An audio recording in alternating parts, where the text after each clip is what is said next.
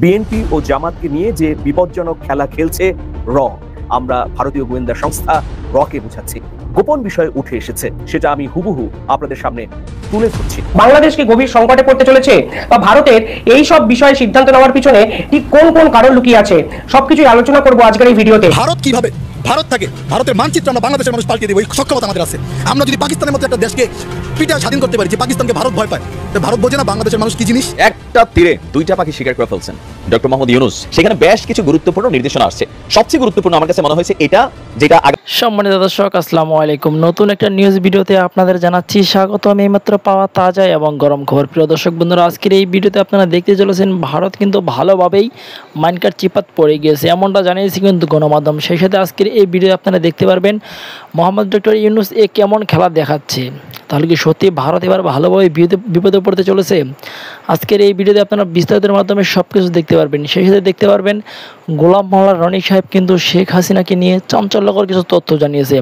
সে বলেছে আওয়ামী লীগের দাফন হয়ে গেছে, তারপরেই শেখ হাসিনা এই বাংলাদেশ থেকে পলায়ন করেছে, এমন তথ্য কিন্তু দিয়েছে গণমাধ্যম। প্রিয় দর্শক বন্ধুরা, বেশি কথা না বলে আপনাদের বিস্তারিত ভিডিওতে নিয়ে যাবো। বিস্তারিত ভিডিওটি দেখার আগে একটা রিকোয়েস্ট, যারা এখন এই চ্যানেলটি সাবস্ক্রাইব করে রাখেন, এই চ্যানেলটি সাবস্ক্রাইব করে দিয়ে পাশে থাকে বেল আইকনটি বাজিয়ে রাখুন। ইতিমধ্যে সাবস্ক্রাইব করে দিয়েছেন, সকলকে জানাচ্ছি অসংখ্য ধন্যবাদ। প্রিয় দর্শক বন্ধুরা, চলুন তাহলে এই ভিডিওতে একটি লাইক দিয়ে আমরা ধারাবাহিকভাবে সেই বিস্তারিত ভিডিওগুলো মোবাইলের স্ক্রিন থেকে একের পর এক দেখে আসি। ভারত সকলেরই চর্চার বিষয় বাংলাদেশের একাধিক পদক্ষেপ। সাম্প্রতিককালে সংবাদপত্রে একটি খবর নিঃসন্দেহে সকলের ঘুম কেড়েছে। কি বলা হয়েছে সেই পেপারে? বলা হয়েছে পাকিস্তান থেকে বিপুল পরিমাণ অস্ত্র কিনতে চলেছে বাংলাদেশ। অনেকেই প্রশ্ন তুলেছেন এর নেপথ্যে কারণ কি। বর্ডারে সাম্প্রতিক সময়ে বিএসএফ এবং বাংলাদেশ সেনাবাহিনীর যে যুদ্ধ বা বিতর্কের কথা আমরা শুনতে পেরেছি, ঠিক তার জন্যই কি এত অস্ত্র মজুত করার প্রয়োজন হলো বাংলাদেশের, নাকি নেপথ্যে অন্য কারণ? বাংলাদেশের নতুন অন্তর্বর্তীকালীন সরকার নাকি পাকিস্তান থেকে বিপুল পরিমাণে অস্ত্র কিনছে। দেখুন, এর আগেও বাংলাদেশ সরকার পাকিস্তান থেকে একাধিক সময় অস্ত্র মজুত করেছে, কিন্তু এবার ঠিক যে পরিমাণ অস্ত্র পাকিস্তান থেকে তারা মজুত করতে চলেছে, তাতে বর্তমানে অন্তর্বর্তীকালীন সরকারের একাধিক ভূমিকা নিয়ে প্রশ্ন চিহ্ন উঠছে। প্রশ্ন এটা উঠছে, তাহলে কি বাংলাদেশের সেনাবাহিনী সরাসরি যুদ্ধের প্রস্তুতি শুরু করে দিল প্রতিবেশী দেশগুলোর সঙ্গে? কেন বলছি এই কথা? আপনারা যদি বাংলাদেশের বর্ডার এরিয়া দেখেন, তাহলে দেখতে পাবেন ভারত এবং বাংলাদেশ এই দুই দেশের মধ্যে সাম্প্রতিককালে বিভিন্ন কারণে অস্থিরতা তৈরি হয়েছে। এবং বাংলাদেশের যদি বর্ডার এরিয়া দেখেন, তাহলে দেখতে পাবেন ভারত এবং মায়ানমার এই দুই দেশের সঙ্গে বর্ডার শেয়ার করছে বাংলাদেশ। ফলে আমেরিকার সাথে বাংলাদেশের ভালো সম্পর্ক, বাংলাদেশের সঙ্গে মায়ানমারের একাধিক সময় যুদ্ধবিগ্রহের সম্পর্ক, সব মিলিয়ে বাংলাদেশের বর্ডার এরিয়াতে আগামী 1 থেকে 2 বছরের মধ্যে যে কঠিন কিছু হতে চলেছে তা সহজেই অনুমেয়। এক্ষেত্রে বলে রাখা দরকার, এখানে পাকিস্তানেরও একটা গুরুত্বপূর্ণ অবদান কিন্তু এই পুরো সিনারিওতে আছে। তা আমি বিস্তারিত নিঃসন্দেহে আপনাদের জানাবো। তবে তার আগে আপনারা শুনলে অবাক হবেন, এবছর বাংলাদেশ সরকার পাকিস্তান থেকে প্রায় 40,000 গুলি, 2,000 ব্যাংকার, মানে 2,000 ব্যাংকার ট্যাঙ্ক যেগুলো হয় সেগুলো, এবং 40 টন আরডিএক্স ওয়াক্স কনসিস্টেন্সি মজুত করেছে। শুধু তাই নয়, এই ওয়াক্স কনসিস্টেন্সি বা আরডিএক্স কিন্তু তুলনামূলকভাবে বড় দেশরা মজুত করে না। তাই এই পরিমাণ অর্ডার দেওয়ার পিছনে কোন কারণ, স্বাভাবিকভাবেই রাজনীতিবিদরা বুঝতে পারছেন না। পাশাপাশি 2,900 হাই ইন্টেন্সিটি প্রজেক্টাইল পাকিস্তান থেকে কিন্তু মজুত করতে চলেছে বাংলাদেশের ইউনিট সরকার। আগেও পাকিস্তান থেকে যে পরিমাণ মজুত করতো সেই সংখ্যাটা ছিল মোটে 12,000 গুলি। ফলে 12,000-এর বদলে এবার 40,000 গুলির রাউন্ড পাকিস্তান থেকে বাংলাদেশ সরকার আনতে চলেছে। পাকিস্তান, চীন এবং বাংলাদেশ মিলে ভারতের সঙ্গে একটা তীরে দুইটা পাখি শিকার করে ফেলছেন ডক্টর মোহাম্মদ ইউনূস। ওনারা যারা ভাবেন 84 বছর বয়স্ক মানুষ, তিনি আর কি করবেন ভাই, সংস্কার কিন্তু আসলেই করছেন। এমনকি এই সংস্কারটার পক্ষে শতভাগ আমি আমার সমর্থন জানাচ্ছি। কেন? বাংলাদেশে গত 53 বছর একটা খেলা চলছে। কোন খেলাটা জানেন? বিএনপি যখন ক্ষমতায় থাকে তারা ধরেন নতুন একটা প্রকল্প করছে, সেটার নাম দিয়েছে কি জিয়া আন্তর্জাতিক বিমানবন্দর। এরপরে আওয়ামী লীগ যখন ক্ষমতায় আসছে, সেটার নাম পরিবর্তন করা হয়েছে কি হযরত শাহজালাল আন্তর্জাতিক বিমানবন্দর। এরকম বিভিন্ন জায়গায় বিভিন্ন প্রজেক্টে যে সরকারটা ক্ষমতায় থাকে, সেই সরকার তাদের গোষ্ঠী জ্ঞাতি অথবা স্বামী অথবা বাবা অথবা পরিবারের সদস্যদের নামে বিভিন্ন ধরনের রাষ্ট্রীয় প্রতিষ্ঠানগুলোকে অথবা গুরুত্বপূর্ণ স্থাপনাগুলোর নামকরণ করে ফেলেন। আর যখন এই সরকারের পালাবদল হয়, তখন আমরা দেখি কি যে নতুন সরকার এই নামগুলোকে পরিবর্তন করেন। এই যে বঙ্গবন্ধুর ভাস্কর্য ভাঙচুর হলো, এর আগে জিয়াউর রহমানের অনেক কিছু ভাঙচুর হলো, অডিটোরিয়ামের নাম বদলে গেল, এয়ারপোর্টের নাম বদলে গেল। আওয়ামী লীগ এখন যেগুলো বঙ্গবন্ধু রেখে গেছে বা অন্যান্য রেখে গেছে, শেখ কামাল, জামাল, রাসেল, যাদের নাম রেখে গেছে, এগুলো এখন আবার পরিবর্তিত হচ্ছে। এখন এই খেলায় রাষ্ট্রের শত শত কোটি টাকা গচ্ছা মারা যায়। এগুলা কি ধরেন মানে বিএনপির যারা ফ্যামিলিটা আছেন, তারেক জিয়া ফ্যামিলি বা বেগম খালেদা জিয়ার ফ্যামিলি অথবা শেখ হাসিনা ফ্যামিলি, তারা কি তাদের টাকা পয়সা দিয়ে করেন, উপার্জিত অর্থ দিয়ে? না, রাষ্ট্রীয় বাজেটকে খরচ করে তারা এই কাজগুলো করেন। এখন এই কাজগুলোতে নানান ধরনের ঝামেলা তৈরি হয়। গতকালকে আমাদের কি বলা যায়, সচিবদের সাথে প্রথমবারের মতন আনুষ্ঠানিক বৈঠকে বসেছিলেন ডক্টর মোহাম্মদ ইউনূস। সেখানে বেশ কিছু গুরুত্বপূর্ণ নির্দেশনা আসছে। সবচেয়ে গুরুত্বপূর্ণ আমার কাছে মনে হয়েছে এটা, যেটা আগামী দিনও দরকার, একটা নাম, একটা আইকন। এবার এই নামগুলোকে ইন ফিউচার কখনো কোনো রাজনৈতিক দলের নামে করতে দেওয়ার যে বিধানটা, সেটাই বন্ধ হতে যাচ্ছে। অলরেডি এটা নিয়ে কার্যক্রম শুরু হয়ে গেছে। রাষ্ট্রীয় প্রতিষ্ঠানের নামকরণ আইনি কাঠামো নির্ধারণে নতুন কমিটি, রাষ্ট্রীয় প্রতিষ্ঠান এবং স্থাপনার নামকরণে আইনি কাঠামো নির্ধারণে অন্তর্বর্তী সরকারের উপদেষ্টা পরিষদ একটি কমিটি গঠন করেছেন। আপনার এই কমিটি গঠন করে মন্ত্রিপরিষদ বিভাগ থেকে একটা প্রজ্ঞাপন জারি করা হয়েছে। তো এই কমিটিটা বেসিক্যালি 4 সদস্যের। এই 4 সদস্য কারা কারা আছেন? উপদেষ্টা কমিটির আহ্বায়ক আইন, বিচার ও সংসদ বিষয়ক উপদেষ্টা ডক্টর আসিফ নজরুল, যে আইনের কোন প্যাচে কোন ধাঁচে রাষ্ট্রের টাকাকে অপ্রয়োজনীয় খরচ করার সুযোগ নাই। তো এখানে মূল তীরটাকে মারছে ডক্টর ইউনূস সরকারের পাশাপাশি ডক্টর আসিফ নজরুল ইসলাম মারছে। তো ডক্টর আসিফ নজরুল ইসলামকে নিয়ে এই মুহূর্তে নানান ধরনের বক্তব্য অনেকে বিক্ষিপ্তভাবে দিচ্ছেন, এটা যার যার পলিটিক্যাল পয়েন্ট অফ ভিউ। আচ্ছা, কমিটির অন্য সদস্যরা কারা? স্থানীয় সরকার, পল্লী উন্নয়ন এবং সমবায় উপদেষ্টা হাসান আরিফ, শিল্প উপদেষ্টা আদিলুর রহমান খান এবং পরিবেশ, বন ও জলবায়ু উপদেষ্টা সৈয়দা রিজওয়ানা হাসান। কমিটিকে রাষ্ট্রীয় প্রতিষ্ঠান বা স্থাপনার নামকরণের ক্ষেত্রে একটি আইনি কাঠামো প্রণয়ন করতে হবে। এজন্য কমিটি প্রয়োজনে সদস্য বাড়াতে পারবে আর তাদের সার্বিক সহযোগিতা করবে মন্ত্রিপরিষদ বিভাগ। তো এই কমিটি বেসিক্যালি কোন কাজটা করতে যাচ্ছে? ভিডিওর প্রথম থেকে আমি যে বক্তব্যটা দিয়ে এসেছি, এই আইনটা বাস্তবায়িত হলে বাংলাদেশের মানুষের জন্য ভালো হবে। কোনো প্রতিষ্ঠান, কোনো ব্যক্তি বা দলের নামে আসলেই করার সুযোগ নেই, কারণ এগুলাতে মানুষের মধ্যে কি হয়, ভাঙচুরের একটা উৎসব দেখা যায়। তারপর হচ্ছে দল বদলানোর পর এই প্রতিষ্ঠানগুলোর মধ্যে যেমন ধরেন এগুলো যদি বিদেশে কোনো ব্যবসা বাণিজ্য করে, তখন হয় কি যে একটা এয়ারপোর্টের নাম বদলে এটা নানান খরচ কিন্তু হয়, কতশো কোটি টাকা জানি খরচ হয়েছে এটা করতে, কি দরকার ছিল নামকরণে। তারপরে যে করছে তো এখন তার নাই। এখন বিমানবন্দরের নামটা ঠিক আছে, এটা হযরত শাহজালাল, কিন্তু যদি বঙ্গবন্ধু থাকতো, দেখেন বঙ্গবন্ধু টানেল, বঙ্গবন্ধু যা আছে এগুলো কিন্তু অনেক কিছু বদলে গেছে, নৌকা প্রতীকে লঘুতে যা ছিল।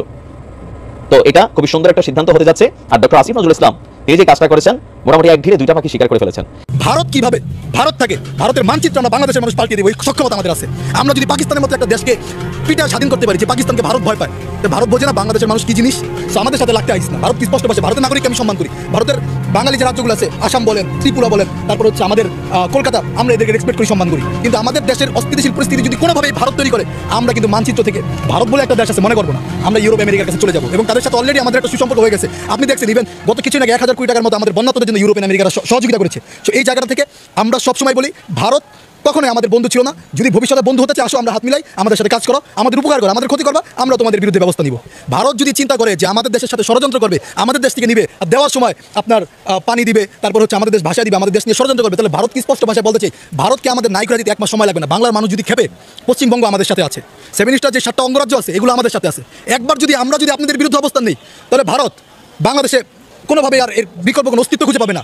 ভারতের বিরুদ্ধে আমরা অবস্থান যদি নেই, ভারতের বিকল্পগ্রস্ত হবে।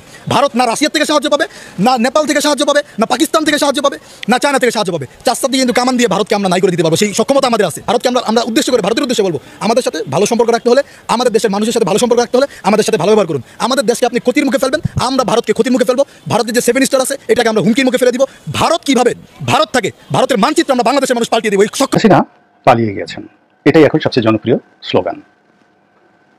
শেখ হাসিনা গত 15 বছর ধরে যে সাহস দেখিয়েছেন, যে হিম্মত দেখিয়েছেন, যে হুমকি দিয়েছেন, ধামকি দিয়েছেন, তার এই পালানোর ঘটনার ফলে এখন তার পক্ষে তার কোনো ইতিবাচক বিষয়াদি নিয়ে কথা বলাটা একেবারে আহাম্মকি। বাস্তবতা হলো যে তিনি পালিয়ে গেছেন, আর এই পালানোর কারণে তার যারা প্রতিপক্ষ তাদের কাছে এখন তিনি ব্যঙ্গাত্মক ব্যক্তি, হাস্যরসের বিষয়বস্তুতে পরিণত হয়েছেন। এমনকি তিনি যেভাবে পালিয়ে গেছেন, তিনি যে দেশে আশ্রয় গ্রহণ করেছেন, সেখানেও তিনি যে অমর্যাদাকর একটা পরিবেশ পরিস্থিতি রয়েছেন, অসম্মানের যে জায়গাটিতে রয়েছেন, তার চেয়ে যদি এই বাংলাদেশে তাকে গণপিটুনি দিয়ে মেরে ফেলা হতো, এটিও তার জন্য সম্মানের ছিল। এবং তার যারা অনুসারী কোটি কোটি মানুষ, তারা গর্ব করে বলতে পারতো যে আমাদের নেত্রী আমাদেরকে ছেড়ে যায়নি, শেষ মুহূর্ত পর্যন্ত তিনি দাঁড়িয়েছিলেন, ইত্যাদি ইত্যাদি অনেক কিছু। দ্বিতীয়ত, তিনি ভারতে না পালিয়ে তিনি আপাতত পরিস্থিতির সামাল দেওয়ার জন্য ক্যান্টনমেন্টে যেতে পারতেন, যেটি শ্রীলঙ্কাতে ঘটেছে। এমনকি তিনি টঙ্গিপাড়াতে যেতে পারতেন। তারপরে তাকে যদি জেলখানাতে প্রেরণ করা হতো, যেমন দেখা গেল বেগম খালেদা জিয়া জেলে ছিলেন, সেই যে ঢাকা সেন্ট্রাল জেল এটি এখনও পড়ে আছে। তো খালেদা জিয়া, বেগম খালেদা জিয়া যেখানে ছিলেন সেখানে তাকে রাখা যেতে পারে বা রাখা যেতে পারতো, এবং এটি ভালো হতো, শহরের মধ্যে এটি ভালো হতো। কিংবা এর আগে যখন 1/11-এর সময় তিনি বা বেগম জিয়া গ্রেপ্তার বরণ করেছিলেন, তখনও তাদেরকে পার্লামেন্টের 2টো ভবনে রেখে সেটিকে সাবজেল ঘোষণা করা হয়েছিল, সেটি হতে পারতো। এবং ঠিক 5 তারিখের যে অ্যাঙ্গার, সেই অ্যাঙ্গারটিকে যদি নিয়ন্ত্রণ করা যেত বা মোকাবেলা করা যেত, তাহলে 6 তারিখ থেকে আসলে তার বিচার চাইতো সবাই। এবং বাংলাদেশে যেটা হয়, বিচার তো একটা দীর্ঘকালীন প্রক্রিয়া। আওয়ামী লীগ 15 বছর চেষ্টা করেও বেগম খালেদা জিয়াকে ফাঁসিতে ঝুলাতে পারেনি। তো শেখ হাসিনাকে এইভাবে হয়তো 15 বছর পর্যন্ত যদি বিচার কার্য চলতো, সেক্ষেত্রে এমনি তার প্রাকৃতিকভাবে মৃত্যু ঘটতো, কিন্তু তিনি মানুষের শ্রদ্ধা এবং ভালোবাসার জায়গাতে থাকেন, বিশেষ করে দলীয় নেতাকর্মীদের কাছে। কিন্তু এখন তিনি যেভাবে পালিয়েছেন, এই পালানোর ফলে তার যে রাজনৈতিক ভবিষ্যৎ, এটি বলতে গেলে শূন্যের কোঠায়। যদি তিনি ফিরে আসেন, যদি তিনি ক্ষমতা লাভ করেন, এটি অ্যাবসলিউটলি অলৌকিক একটি বিষয়। এটি একেবারে স্বয়ং আল্লাহ রাব্বুল আলামিন, মানে বলতে গেলে তিনি খুব অলি গাউস কুতুব প্রকৃতির হবেন, এরকম তার চরিত্র। এবং আওয়ামী লীগের লোকজনকে রক্ষা করার জন্য এবং তার বিরোধী পক্ষকে শায়েস্তা করার জন্য আল্লাহ আবার তাকে পুনরায় পাঠাবেন। এটা একটা অলৌকিক ঘটনা, গায়েবী ঘটনা। এখন আল্লাহর সঙ্গে তার কেমন যোগাযোগ আছেন, তিনি যেহেতু তাহাজ্জুদ নামাজ পড়তেন, তারপর শেষে মক্কা মদিনা থেকে অনেক কান্নাকাটি করতেন, তারপর অনেক কিছু করতেন যে তার লোকজন বলার চেষ্টা করেন তিনি অলিয়া উলিয়ার বংশধর, তার পরিবার আরব দেশ থেকে এসেছে, রক্তের মধ্যে সেই আরব অলি আল্লাহদের বা ধর্ম প্রচারকদের রক্ত তার মধ্যে আছে। এই রক্ত যদি এই সময়টাতে এসে কাজ করে সেটি ভিন্ন একটা প্রসঙ্গ। কিন্তু আপনি যদি রাজনীতিকে একটি বিজ্ঞান হিসেবে মনে করেন, পলিটিক্যাল সায়েন্স, তো সায়েন্স চলে সূত্র দ্বারা, সায়েন্স হলো প্রমাণ দ্বারা, বিজ্ঞানের সূত্র এবং প্রমাণ এছাড়া কখনো বিজ্ঞান হয় না। তো রাজনীতিতে যদি এই মুহূর্তে আপনি সেই বিজ্ঞান হিসেবে চিন্তা করেন, সেক্ষেত্রে শেখ হাসিনার বাংলাদেশে ফিরে আসা, রাজনীতিতে পুনর্বাসিত হওয়া, আওয়ামী লীগের সভানেত্রী হিসেবে আবার দাপিয়ে বেড়ানো, এটা একেবারে এতটা অসম্ভব, শুয়ের পিছন দিয়ে যেভাবে উঠ ঢুকে সেরকম অসম্ভব বিজ্ঞানের দৃষ্টিতে। আমি বলে নিলাম, আবার আওয়ামী লীগের যারা লোকজন আছেন তারা কোনো অবস্থায় রাগ করবেন না। আর বিপরীত যেটা হতে পারে সেটা হলো অলৌকিক। যেমন এইবারের যে শেখ হাসিনার পতনটা, এটাও একটা অলৌকিক পতন। মানে শেখ হাসিনার পতন হবে আর কোটা বিরোধী আন্দোলনের সমন্বয়করা তারা গণঅভ্যুত্থান ঘটাবে এবং তাদের মধ্যে থেকে 2 জন মন্ত্রী পদমর্যাদা এখানে বসবে, কিংবা ডক্টর ইউনূস এখন যে চেয়ারে বসেন সেই শেখ হাসিনার চেয়ারে তিনি বসবেন। এটি 4 তারিখ পর্যন্ত ঠিক এরকমই ছিল, শুয়ের পিছন দিয়ে উঠ ঢোকার মতো অবস্থা ছিল, কিন্তু সেটাই প্রকৃতি ঘটিয়ে দিয়েছে। তো আগামী দিনে প্রকৃতি যদি কোনো কিছু ঘটায় সেটা তো প্রকৃতির ব্যাপার, আল্লাহ রাব্বুল আলামিনের বিষয় আমরা বলতে পারি না। কিন্তু আমরা যারা বিজ্ঞান গবেষণা করি, রাজনীতি বিজ্ঞান নিয়ে আলাপ আলোচনা করি, তাদের কাছে রাজনৈতিক যে প্রেক্ষাপট সেটা হলো ওনার রাজনৈতিক ভবিষ্যৎ এখানেই শেষ। দ্বিতীয়ত ওনার যে সন্তান সাইমা ওয়াজেদ পুতুল এবং যাকে বলা হয় সজীব ওয়াজেদ জয়, তো এই 2 জন মানুষ তারা বিদেশে পড়াশোনা করেছেন, কথাবার্তা যথেষ্ট মার্জিতভাবে বলেন। তো এই 2 জনের বিরুদ্ধে অনেক অর্থনৈতিক অভিযোগ। এখন তো পত্রপত্রিকা এসেছে শেখ রেহানা, তারপরে তার পরিবার, তার মেয়ে যে টিউলিপ, এরপরে অন্যান্য যারা আছে জয় পুতুল, সবাই মিলে 1 লক্ষ কোটি টাকার উপর অর্থ তারা লোপাট করেছেন এবং এই টাকা দেশে রেখেছেন অথবা দেশ থেকে পাচার করেছেন। এবং এই কথা আওয়ামী লীগের ঘনিষ্ঠজনই বিভিন্নভাবে বলি করছে এবং যারা ধরা পড়েছেন তাদের মুখ থেকে এই কথাগুলো বের হচ্ছে। পত্রপত্রিকা আসছে দেশি এবং বিদেশি বিভিন্ন সূত্রে। এক রূপপুর প্রকল্প থেকে মানে তিনি প্রায় $5 বিলিয়ন তিনি সেখান থেকে নিয়েছেন, 60,000 কোটি নিয়েছেন। তো এই কথাগুলো আসছে। তো আমি অবাক হয়ে ভাবি যে তারা কতটা মেধাবী, যে এই 15 বছর যাবৎ তারা ক্ষমতায় ছিলেন। তো বিদেশি যে পত্রপত্রিকাগুলো ছিল তারা তো স্বাধীন, এখন তারা যারা প্রকাশ করছে তারা কেন সেই সময়টিতে তারা প্রকাশ করলো না? 2 নম্বর হলো যে এই এতগুলো টাকা, 1 লক্ষ কোটি টাকা যদি শেখ পরিবারের যারা 4-5 জন লোক এগুলো নিয়ে থাকেন, এখন ইংল্যান্ডে আমি যতটুকু দেখেছি যে সেখানে ইংল্যান্ডে টাকা রাখা, তারপর শেষ ইংল্যান্ডে হিসাবের বাইরে, ইনকাম ট্যাক্সের বাইরে অবৈধ টাকা রাখা একেবারে অসম্ভব একটা বিষয়। সেটা টিউলিপ হোক কিংবা জন মেজর হোক কিংবা বর্তমান প্রধানমন্ত্রী হোক বা সাবেক প্রধানমন্ত্রী ঋষি সুনাক হোক, কেউ এখানে হিসাবের বাইরে টাকা রাখতে পারবেন না, ইম্পসিবল। নিউজিল্যান্ডেও সম্ভব নয়, ফিনল্যান্ডেও সম্ভব নয়, তবে আমেরিকাতে সীমিত আকারে সম্ভব, কানাডাতে সীমিত আকারে সম্ভব ছিল। কিন্তু এই এত বড় না, 60,000 কোটি টাকা কানাডাতে বা আমেরিকাতে আসলে এইভাবে রাখা সম্ভব না। তাহলে এই টাকাগুলো কোথায় আছে, কিভাবে আছে? তারা যদি এই টাকাগুলো আমেরিকা বা ওই সমস্ত দেশ ছাড়া রাখা সম্ভব নয়, ভারতে ছাড়া রাখা সম্ভব নয়, তো যে কারণে হোক না কেন তাদের যে কৌশল, তাদের যে বুদ্ধিশুদ্ধি এবং অপকর্ম করার যে যাকে বলা হয় অতি উচ্চ স্তরের বা উচ্চ মার্গের যে আর্ট, এর থেকে আমার মনে হয় যে তারা যথেষ্ট মেধাবী। কিন্তু সেই মেধাবী হয়তো চুরির ক্ষেত্রে প্রযোজ্য হতে পারে, ডাকাতির ক্ষেত্রে প্রযোজ্য হতে পারে, কিন্তু রাজনীতির ক্ষেত্রে তারা আসলে মাঠে এসে কতটা করতে পারবেন এটা আমরা গত 15 বছরে পুতুল বা জয় কাউকেই দেখিনি। তারা তাদের মধ্যে থাকতে চেয়েছে এবং আমার ব্যক্তিগতভাবে 2 জনকে অরাজনৈতিক মনে হয়েছে। কিন্তু অরাজনৈতিক ব্যক্তিরা যে আবার ভবিষ্যতে রাজনীতিবিদ হবেন না বা করতে পারবেন না, এটাও কিন্তু বলা যায় না। কারণ রাজনীতি একটা সুপ্ত প্রতিভা, এটি যে কোনো সময় জাগরিত হয়ে যেতে পারে, বিস্ফোরিত হয়ে যেতে পারে। এই যে আমাদের দেখেন যুবকরা যারা নেতৃত্ব এখন চালাচ্ছে, যারা মন্ত্রী হয়েছেন বা সমন্বয়ক হয়েছেন, আপনি তাদেরকে দিয়ে দেখেন বা 6 মাস আগের তাদের কর্মকাণ্ড দেখেন, তারা এখন যে দেশ চালাচ্ছেন, এই যে সমন্বয়কদের মধ্যে বেশ কয়েকজন সমন্বয়ক যারা মন্ত্রী হননি, কিন্তু মন্ত্রীর চেয়ে তাদের ক্ষমতা অনেক বেশি এবং তারা যেভাবে মন্ত্রীকে কমান্ড দিচ্ছেন, সচিবকে কমান্ড দিচ্ছেন। এক সমন্বয়ক সম্পর্কে আমি শুনলাম এক বড় ব্যবসায়ীর কাছ থেকে যে তার টেলিফোন, তার কাছে সমস্ত টেলিফোনগুলো আছে এবং এই বিভিন্ন জায়গায় ফোন লাগানোর জন্য তার পাশে 5-6 জন লোক আছে, এক সমন্বয়ক। তো সেই বড় ব্যবসায়ী সেই সমন্বয়কের কাছে একটা কাজের জন্য গেছে, তো কোন একটা প্রতিষ্ঠানের ডিজির কাছে তার কাজ ছিল। তো তিনি বললেন, তো সমন্বয়ক বললেন যে ডিজিকে ফোন করবো কেন, এই সরাসরি সচিবকে লাগাও। তো সঙ্গে সঙ্গে তার যারা সহকারী ছিলেন তারা সচিবকে লাগালেন এবং তিনি সচিবকে হুকুম দিলেন, সঙ্গে সঙ্গে সচিব তার কাজটা করে দিল, সেই ব্যবসার কাজটা করে দিল। তো এটা তো মানে এই যে সচিবরা এখন সমন্বয়কের কথা মতো কাজ করছে এবং এই সমন্বয়কের মধ্যে যে নেতৃত্বের গুণাবলী, এটা সুপ্ত ছিল, 6 মাস আগে আমরা সেটা দেখতে পারিনি।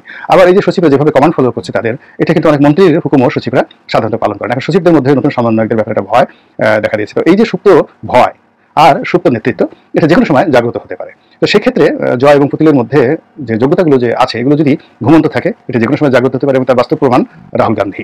আপনারা জানেন যে রাহুল গান্ধী দীর্ঘদিন যাবৎ ভারতের রাজনীতিতে নিজেকে এস্টাবলিশ করার চেষ্টা করেছেন এবং সোনিয়া গান্ধী সবাই মিলে, ঠিক এখন জয়কে যেভাবে কেউ অটিস্টিক বলেন, কেউ আধা পাগলা বলেন, কেউ দুর্নীতিবাজ বলেন, আরও অনেক গালাগাল তাকে নিয়ে করেন। তো ঠিক এইরকম কথা কিন্তু সেই ভারতের যে রাহুল গান্ধী তাকে নিয়েও কিন্তু বলা হচ্ছিল এবং তাকে আরও মানে বাজে ভাষায় তাকে কটাক্ষ করে আলোচনা করতে, এবং তিনি মনের দুঃখে একবার দাঁড়িয়ে রেখে ফেললেন এবং অবস্থা দেখে মনে হচ্ছিল তিনি বৈরাগী হয়ে যাবেন, সন্ন্যাসী হয়ে যাবেন, ধ্যান বাবা হয়ে যাবেন। কিন্তু এই বিগত নির্বাচনে তিনি যে সফলতা দেখালেন এবং তার যে বক্তব্য মাঠে ময়দানে এবং পার্লামেন্টে তার যে বক্তব্য, আমার কাছে মনে হচ্ছে যে ভারতের ইতিহাসে এমনকি তার নানা পণ্ডিত জওহরলাল নেহরুর যে লিগেসি, ঠিক সেই লিগেসিটাও কেউ তিনি অতিক্রম করে ফেলেছেন এই অল্প কয়েকদিনের মধ্যে। এরকম অনেক অভিজ্ঞতা, অনেক গুণাবলী মানুষের মধ্যে সুপ্ত অবস্থা থেকে পরিবেশ পরিস্থিতি অনুযায়ী সেটা স্ফুলিঙ্গি হিসেবে কাজ করে। তো ভবিষ্যতে যে অলৌকিকভাবে এরকম কোনো ঘটনা ঘটে জয় পুতুলের ক্ষেত্রে তারা আওয়ামী লীগের নেতৃত্বে আসতে পারে, এর বাইরে শেখ পরিবারের মধ্যে কেউ নেই। শেখ সেলিম, শেখ হেলালের ছেলে, শেখ সেলিম সাহেবের ছেলে, তারপর শেষে তাপস, পরশ, এরকম যারা শেখ পরিবারের লোকজন ছিলেন, তারা কেউ আবার আওয়ামী লীগের নেতৃত্বে, মূলধারার নেতৃত্বে আসতে পারবেন, এটা কোনোভাবেই সম্ভব নয়। তবে অলৌকিকভাবে শেখ হাসিনা বা জয় বা পুতুলের ক্ষেত্রে অলৌকিক কিছু ঘটনা ঘটতে পারে রাহুল গান্ধীর মতো, কিন্তু অন্য যারা আছে তাদের ক্ষেত্রে অলৌকিক কিছু ঘটার সম্ভাবনা একেবারেই নেই। সবচেয়ে যে তৃতীয় যে বিষয়টি, সেটি হলো তাহলে আওয়ামী লীগের ভবিষ্যৎ কি? আওয়ামী লীগের ভবিষ্যৎ যদি অলৌকিক কোনো ঘটনা ঘটে, সেটা এই এদের পরিবারের মধ্যে জয় পুতুল আর শেখ হাসিনা এদের মধ্যেই ঘটবে। এর বাইরে শেখ পরিবারের নেতৃত্বে একেবারে জিরো। তারা কখনো বাংলাদেশে এসে দাঁড়াতে পারবে না, রাজনীতি করতে পারবেন না। তাদের সেই মুখ নেই, সব এখন পলাতক, তাদের ইমেজও নাই। সবগুলোর ভিতরে ভয় ঢুকে গেছে এবং প্রায় সকলের মধ্যেই আতঙ্ক ঢুকে গেছে এবং তাদের বিরুদ্ধে অনেক অভিযোগ রয়েছে। সেই অভিযোগগুলো মোকাবেলা করে এই জেনারেশনে তারা আর ঘুরে দাঁড়াতে পারবেন না। এটা হলো বাস্তবতা। তাহলে আওয়ামী লীগ শেষ হয়ে যাবে? হ্যাঁ, হতে পারে। মুসলিম লীগের মতো হতে পারে, যদি এখন যারা আছেন তারা যদি খুব কৌশলে বিষয়টি তুলে ধরতে পারেন এবং আওয়ামী লীগের যে কর্মকাণ্ড, সেই কর্মকাণ্ডকে ঠিক মুসলিম লীগের মতো করে তারা ম্যাটারাইজ করতে পারেন, তবে এই দলটির মৃত্যু ঘটবে। অতীতে এর সাথে বড় দল মুসলিম লীগ আরও অনেক বড় ছিল, যাদের নেতৃত্বে পাকিস্তান হয়েছে, সেই দলটি নেই। একটা সময় ভাসানী নেওয়া খুব জনপ্রিয় ছিল, সেই দলটি এখন নেই। এরকম অনেক দল হতে পারে। জাতীয় পার্টি এখন যায় অবস্থা।